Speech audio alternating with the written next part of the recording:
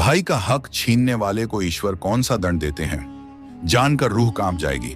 कहते हैं कि संसार में सबसे पवित्र रिश्ता भाई बहन और परिवार के सदस्यों का होता है, लेकिन जब स्वार्थ, लोभ और लालच इस रिश्ते में जहर घोल देते हैं तो विनाश निश्चित हो जाता है। इतिहास गवाह है कि जिसने भी अन्याय किया है, ईश्वर ने उसे कभी माफ नहीं किया। यह कहानी भी ऐसे ही एक भाई की है जिसने अपने ही सगे भाई का हक छीन लिया, लेकिन ईश्वर के न्याय से बच नहीं सका। गांव के एक संपन्न परिवार में दो भाई रहते थे, अजय और विजय। उनके पिता रघुनाथ सिंह गांव के सम्मानित व्यक्ति थे और उनके पास काफी संपत्ति थी। दोनों भाइयों में बचपन से बहुत प्यार था, लेकिन जैसे जैसे बड़े हुए अजय के मन में लालच घर करने लगा। वह अपने छोटे भाई विजय की मासूमियत का फायदा उठाने लगा। जब उनके पिता की मृत्यु हुई तो उनकी वसीयत के अनुसार संपत्ति दोनों भाइयों में समान रूप से बांटी जानी थी, लेकिन अजय ने अपने छल कपट से विजय को उसकी हिस्सेदारी से वंचित कर दिया। विश्वासघात और छल अजय ने अपने प्रभाव का इस्तेमाल करके सारे कानूनी कागजात अपने नाम करवा लिए। विजय एक ईमानदार और सरल स्वभाव का व्यक्ति था। उसने अपने भाई की नीयत पर कभी शक नहीं किया। जब उसे इस धोखे का एहसास हुआ तब तक बहुत देर हो चुकी थी। विजय ने बड़े भाई के सामने हाथ जोड़कर कहा, भैया, यह संपत्ति हमारे पिता की देन है। इसमें मेरा भी उतना ही अधिकार है जितना आपका। कृपया मुझे मेरा हक दे दीजिए।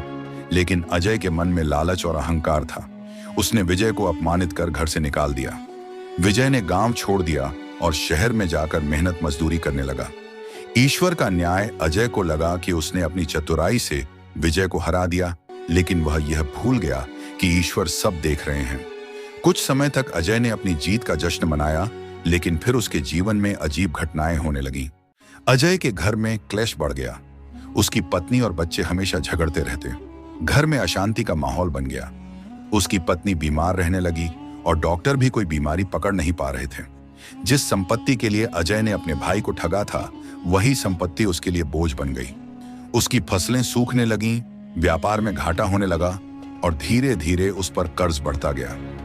रात के समय अजय को अजीब अजीब आवाजें सुनाई देने लगीं। उसे अपने पिता की आत्मा दिखने लगी, जो उससे पूछती थी, तूने अपने ही भाई का हक क्यों छीना? तेरा अंत निकट है।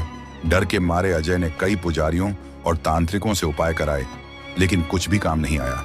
अजय का नाम बदनाम होने लगा। गांव वाले उसे ताने मारने लगे। कुछ ही समय में उसने अपनी सारी संपत्ति गंवा दी और दर दर भटकने लगा। इधर विजय ने अपने ईमानदारी और मेहनत से सफलता हासिल की। शहर में उसने एक छोटा सा कारोबार शुरू किया, जो धीरे धीरे बढ़ता गया। उसकी सादगी और सत्यनिष्ठा के कारण लोग उसका सम्मान करने लगे। एक दिन जब विजय बहुत सफल हो चुका था, तब उसे पता चला कि अजय अब एक भिखारी जैसा जीवन बिता रहा है। विजय का दिल पसीज गया और उसने अपने भाई को गले लगा लिया। विजय ने कहा, भैया, ईश्वर का न्याय हमेशा सही होता है। आपने मेरा हक छीना था, लेकिन भगवान ने मुझे मेहनत और सच्चाई से उससे भी ज्यादा दिया। लेकिन मैं आपका छोटा भाई हूं और आपको माफ करता हूं। अजय अपनी गलतियों पर पछताने लगा, लेकिन अब बहुत देर हो चुकी थी। ईश्वर के न्याय से कोई बच नहीं सकता।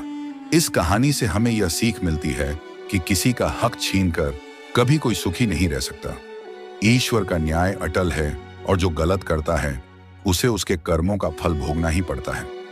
सत्य, ईमानदारी और मेहनत का मार्ग ही सबसे सही मार्ग है। जो दूसरों के अधिकार का हनन करता है, उसका सर्वनाश निश्चित है। अगर आपको हमारी यह कहानी पसंद आई हो तो वीडियो को लाइक करें, चैनल को सब्सक्राइब करें, अपनी राय कमेंट में जरूर बताएं।